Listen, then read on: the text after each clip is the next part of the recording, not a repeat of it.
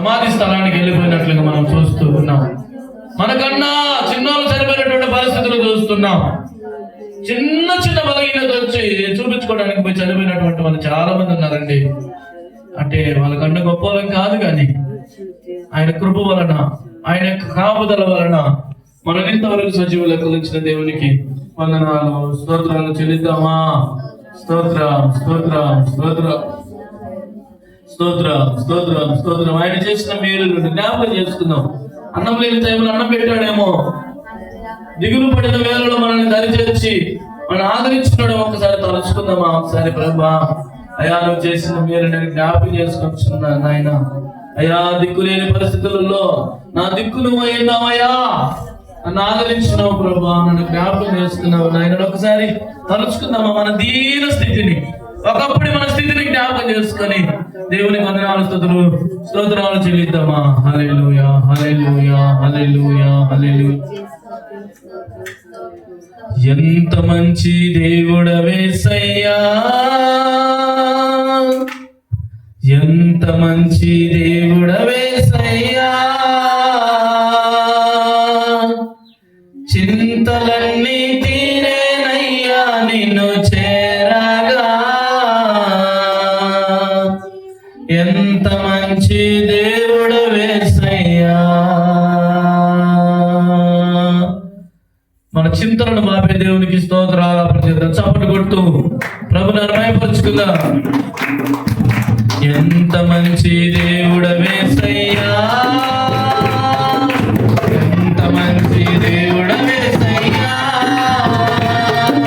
చింతలన్నీ తీరేనయ్యా నిన్ను చేరగా. ఎంత మంచి దేవుడవేసయ్యా.